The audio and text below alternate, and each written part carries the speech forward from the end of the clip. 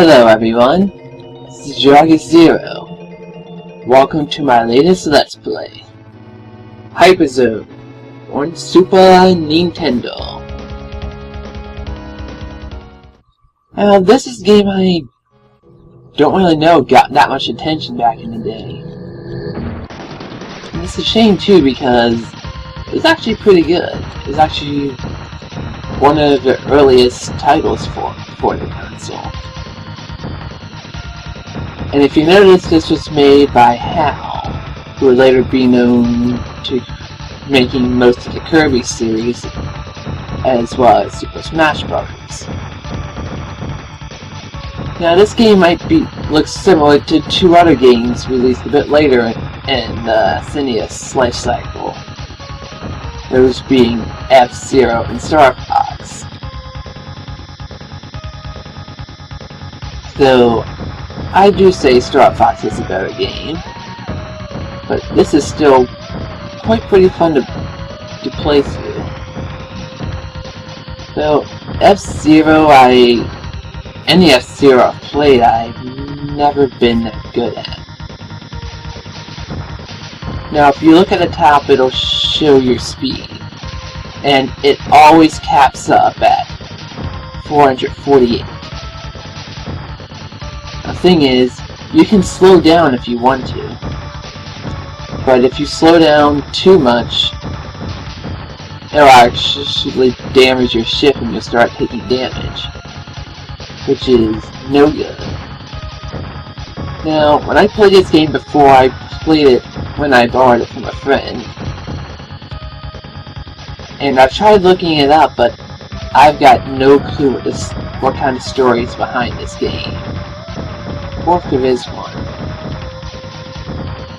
But still, that doesn't matter, because it's a shoot 'em up. You don't really need a story to make it good. Though, it can make it better.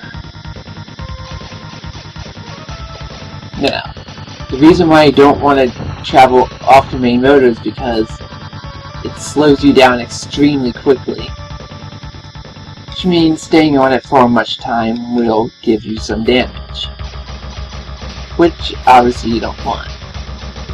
The best time to slow down is when going over those blue paths, because they do restore health, and the longer you spend on them, the more you recover. So it would be quite beneficial to stay on them for as long as possible without going too slow. Now, I went to GameStop one time, a long time ago with my friend. We were looking around. He saw this game and he says it was a crappy game. Of course, I disagreed with him because I had already played it before. But that was a long time ago. One thing to be noted of is that this had to be a long time ago because GameStop actually had older games, and now they only have recent stuff for the past 6 years or so. So that's how you know that was a really old time. But remember how before I said I don't like recording with emulators? Well, I found out a bit of a loophole with that. This is actually being recorded off an emulator. But not a normal Super Nintendo emulator. This is actually being recorded off SNES 9X GX, which is a port of the SNES GameCube emulator, but it's being played off the Wii, because I have the homebrew channel set up on it. Now, since this game only uses 2 buttons besides start for pausing, it makes it pretty easy to play with even the GameCube controller, which, as I said before, is just complete crap for Super Nintendo games.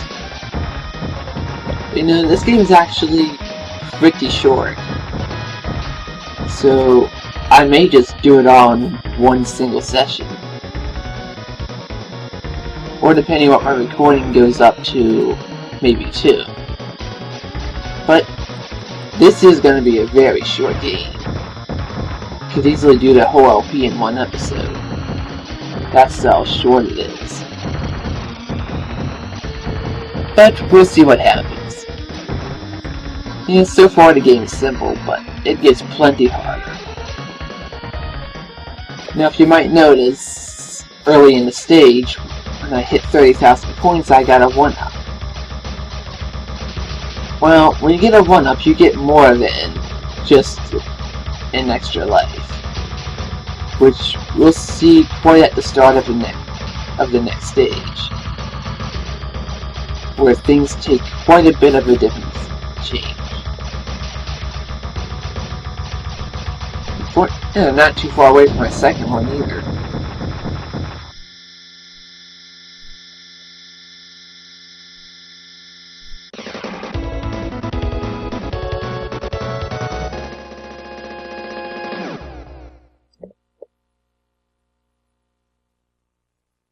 Here's when it starts getting better.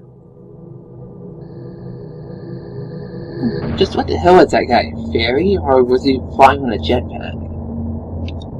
I've got no clue. As you can see here, the ship is now upgraded. Every time you get a 1-up, you upgrade your ship. And when you get the final upgrade, well, you get no more 1-ups. So unlike many games like this, you do have a very finite amount of lives. Actually, plenty of games like this don't offer much in 1-ups. Yeah, Star Fox did, but you didn't get them very often. And there's only a few of them. Yeah, but most arcade games like this would always give you 1-ups after a certain amount of points. But this was designed from the start for the home console. I must say, despite just being a simple road in between a background, I must say I like the design of the stages. They're all pretty varied and they do well with the kinds of enemies you fight in each one. But I wonder why the only projectile attack is a snowball. I mean, with how futuristic these things look, do you think a snowball would not be that dangerous? But then again, the Hyper Laser in Mission Star Fox looks like a couple of snowballs, and that was quite powerful. Especially when playing on the Stage 1 mode. Now, I probably will not be playing Star Fox on here. At least not with this emulator, because the controls are more spread out.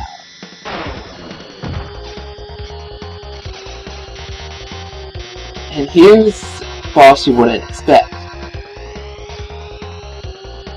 That's right, fighting the Super Nintendo controller itself. Though, actually, you cannot harm it at first. The actual boss, because you have to defeat the rings around it with charge attacks. And if for some reason you've been holding back from attacking much and kept the first ship all the way through this stage, it'll be much harder to damage him, because it takes a lot of hits to just make him get hurt once with the normal.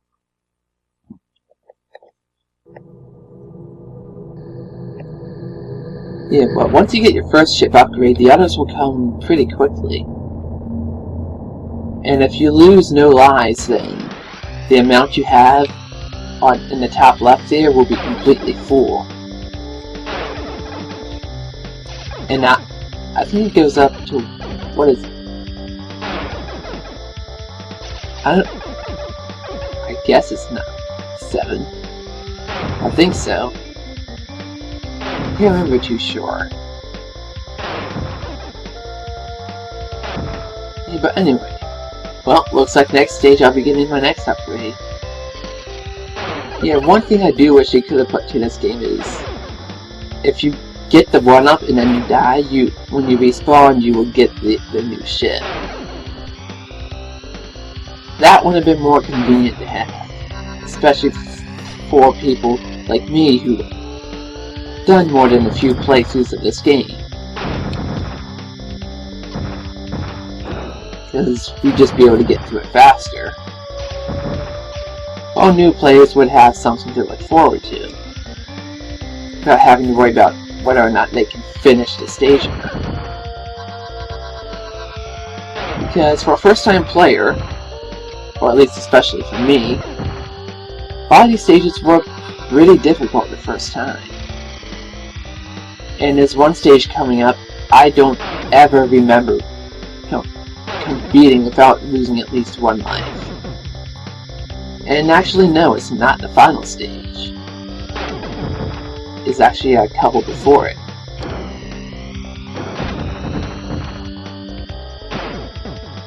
Yeah, here's a stage where I usually end up taking a lot of damage because you just got hazards left and right. Oh.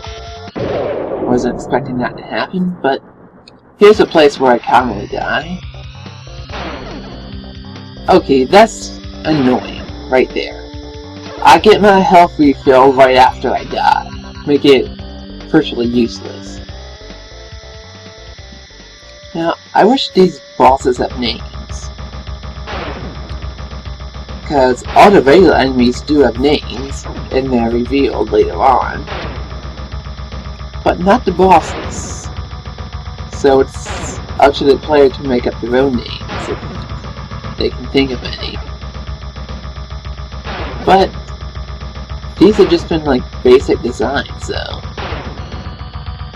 so it's hard to really think of any. Yeah, because most of the enemies are really like very simple looking in terms of shapes. But that doesn't stop them from being a threat. Not at all.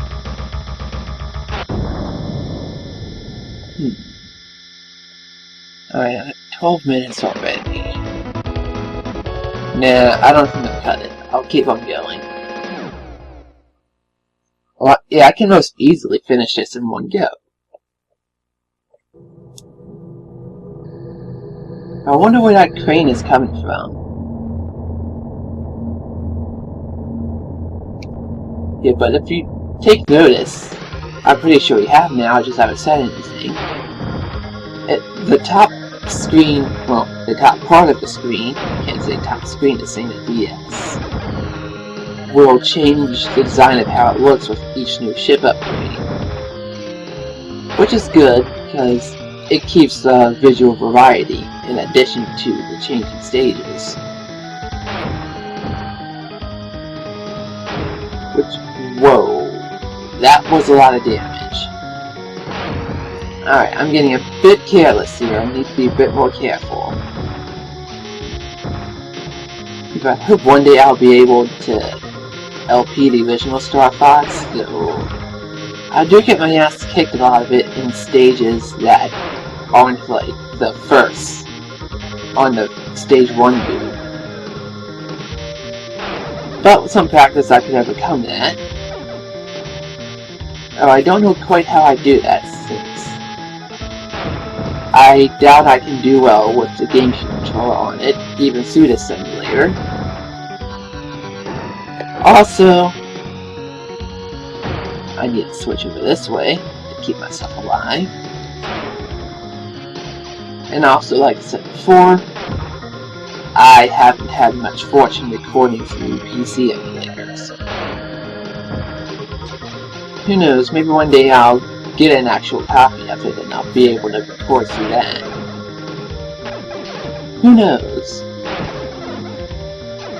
Yeah, but in the meantime, between now and my last recording of Inspector Gadget, the time of this, I've only uploaded part 2 of Porky Pig.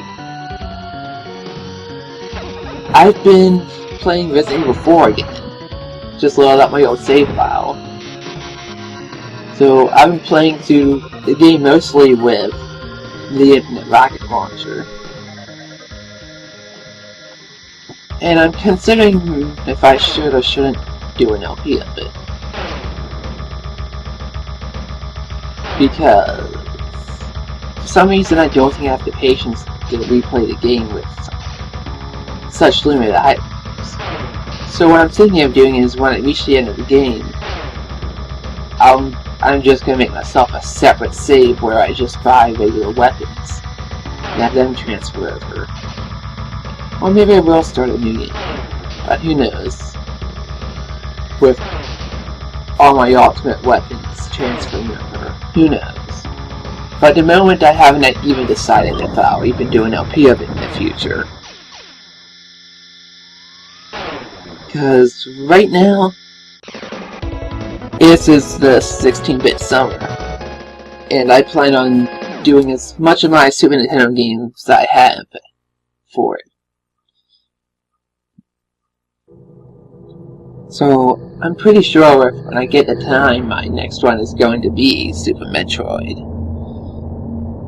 Really, the only major Super Nintendo game of mine I might not be doing at this time is Earthbound. And that's simply due to the length, because the summer's already half over. But I could always do it in the future on my own. Now this is the stage I was talking about. These things, they shoot fire across the way and it does a ton of damage to your ship. And unfortunately, the only way to hit them with any kind of attack, which is usually the charge attack, is to move off to the side. So, even an experienced player of this game can easily lose a life or two. Amazingly, when I did my practice run for this game, I only lost 1 life in this section. In this stage, which I found to be quite amazing, because usually I can't do it without 2. Hold on. See ya. Sorry for that interruption, I was just being told something. Anyway, this stage is not easy. Well, the opening part isn't. With the flamethrowers and then going into a snowball barrage. Yes, that's what I'm calling it. I'm still going to call them snowballs. But the middle segment is okay. Well, the first one, this one is difficult. Yeah, but when there's so many of them, it can be pretty hard to avoid getting hit by them all, because they are so massive in quantity. The second one is, and you have a narrow space to avoid them as well. Now, here's the thing. This is just an enhanced version of the first boss. My question is, why couldn't this have been the boss for the first stage? I mean, he fits much better with the design. Now, from what I read from the Japanese and English versions, they actually changed up some of the bosses in their order. So it makes me wonder what the boss in the Japanese version was like. But I never looked it up, so I don't know. If someone knows the details, or has a link to it, they might show me. Now, does this look familiar? It should. This is our final ship upgrade. And if you can't tell, it is just a badass black version of our original ship, yellow ship that we started with. Except it charges its attacks almost instantly. And charges are quite powerful too. Now, These enemies are weird. They won't move forward and try to attack you unless you shoot them. And you can only shoot them right here if you can hit the eye. So charge attacks don't do much to them except get some of them to chase after you. Yeah, you pretty much need to use charge attacks to not take damage in this section. Yeah, but because of the big amount of points you get from bosses, even if you somehow make it through the game without getting killed and destroying no enemies, there's no way you can make it through the whole game without any upgrades. I never went to count exactly how much all the bosses give you, so I can't, but I assume you'd at least have the second ship upgrade by the time you reach the final stage. It's an interesting thing to try figuring out, but maybe if I had a Game Genie or messed with fun on a PC emulator, because I do play emulators from time to time. It's just recording them on my computer is not too friendly.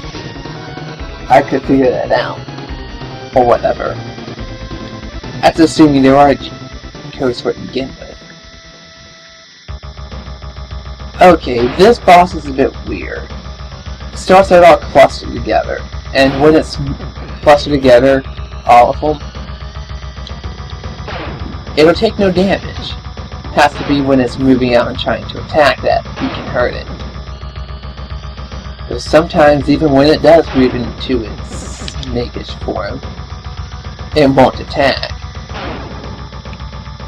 The good thing to note that it attacks once for however many pieces of it is left. So unlike bosses in most games that become more dangerous the closer you come to beating them, this one actually becomes much easier as you take off more and more of it. Though it does become harder to hit. Especially since soon it'll be difficult to determine if it's in defense or attack mode.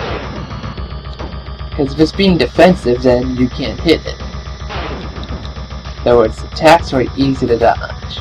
See, start off with a bunch of attacks, now it's down to one, and now it's dead. Yeah, we've already cleared Area 7. And we got 5 lives to complete the rest of the game.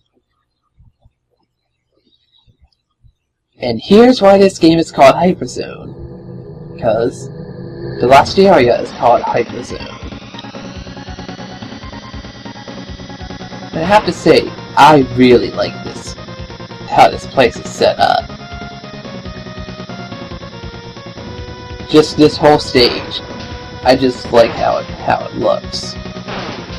And its music. I haven't said much about the music in this game, mainly because I have my volume turned down so it won't pick up on my mic. But this game has some really good and catchy sounding music. It's actually one of the best things about this game is how it sounds. Too bad though that I can't hear it, but I can hear it as much as I want to when I'm not recording this. Now here's something I didn't expect from this place. It's a giant boss rush of every boss in the game, it seems like, but something seems odd. If you notice, we did not fight the first boss. It's missing somehow. Though I wonder why. Then again, maybe it was just too easy to include in this. Who knows?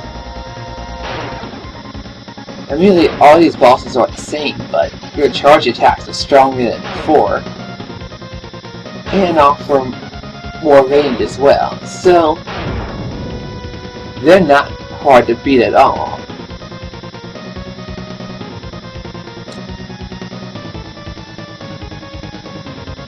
And here's the next one. You know, it's just how creative they were in creating the bosses for this game. You just got this red looking plant, and then you have like two fuzzy caterpillars. So really, designing this game is more about playing it than how it looks.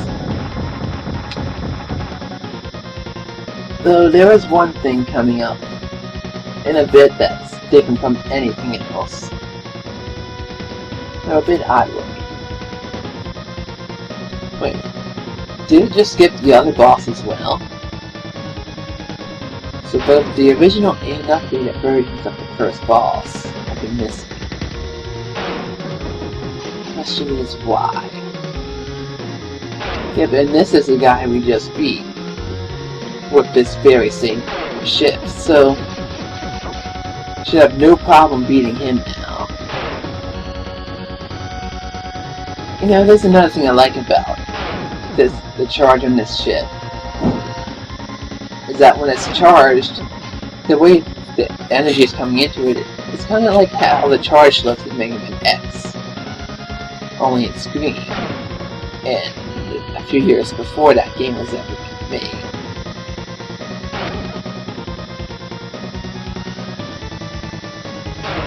And just a little more, I should be able to finish this.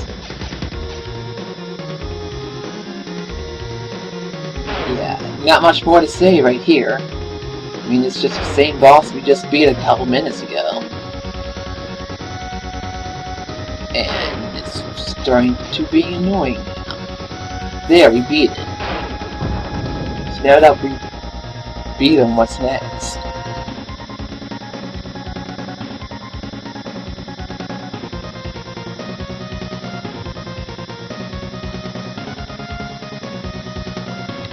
Oh, there you are. I get it. You're too weak to fight us normally, so you try to do it when we're weakened from fighting all the other bosses. But no, this guy is still the same. And I thought that we finished it. I'm not doing as well in this stage as last time. Last time I played this stage, actually last two times, I was able to beat it without losing a single life.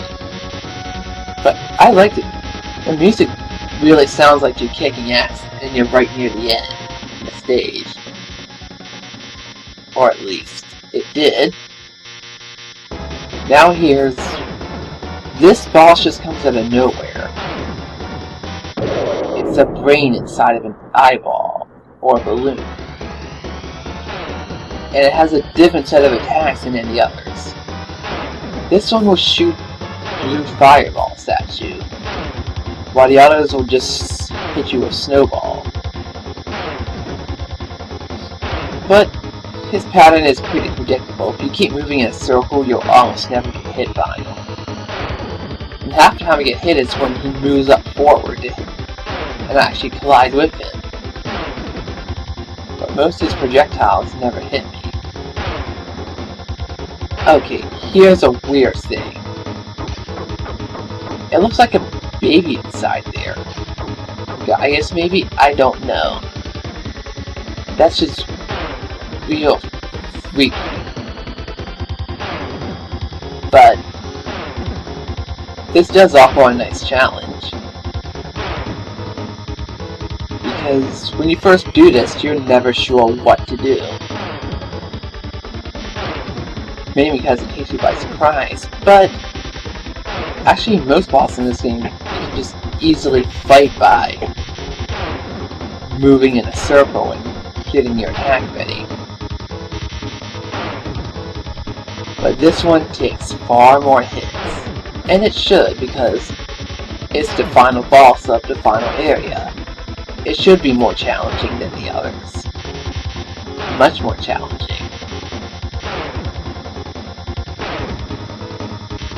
And he's still going. And nope. I get a feeling he's gonna try to come up right up into my face again soon. Unless I kick his ass before then.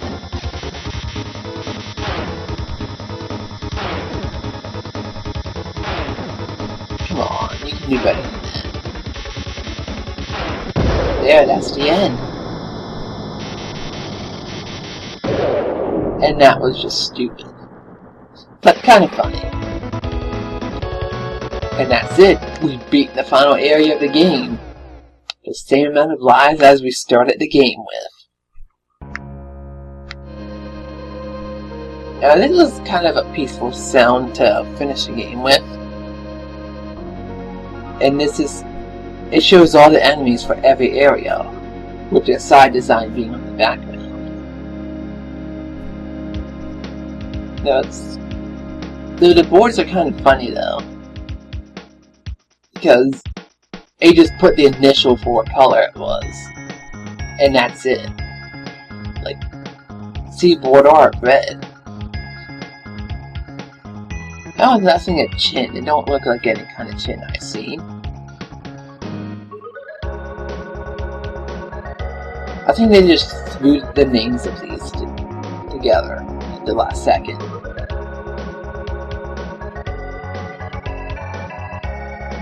Or maybe they didn't. But it all just seemed like random names were picked up. Though I do wonder, what do they call those snowballs that they've been attacking us with the whole game?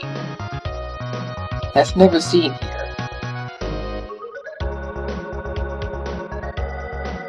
Yeah, that Yakaberry thing. That's the flamethrower that nobody likes. It's probably the most dangerous thing in the game aside from the final boss. Pie-set, you remember those things? Not the eye side, but from behind, it just looks like an ass.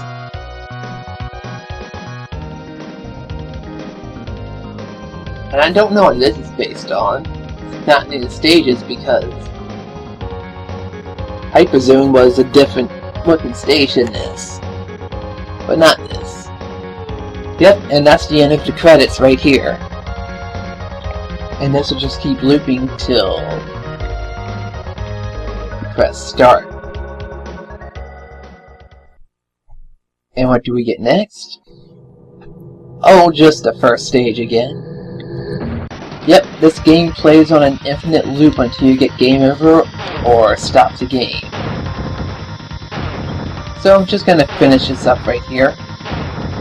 But I think I'll just play through this first stage again with the most upgraded shit, just to see how so overpowered we've come in comparison to before. See, now before, in order to kill these all, we had to keep on moving in a circle and slowing down, being careful. But look here.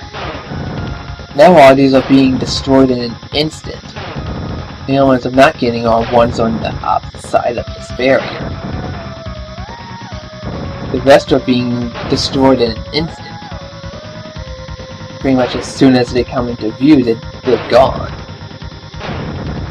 And this part here is probably one of the few cases where you might need to slow down to get them all. But even then, already we're smashing through them all. So, I guess it makes sense though, why they didn't give us kind of power before. Otherwise the game would be too easy, or they would have had to make the stages much longer and more enemies to make up for it. So you really do get a feeling that you really become stronger once you start replaying these stages. Now, I'm not going to replay the whole game, but I'm just going to make it through to the end of this area, so I can close this down. Yep, but this was Hyperzone. Pretty short, but it was a fun game. And there was nothing else like it on the Super Nintendo besides Star Fox. Which I hope to someday be able to do an LP of. And here's the first boss that was absent. And look, we beat it in like 5 seconds. And that's the end of it.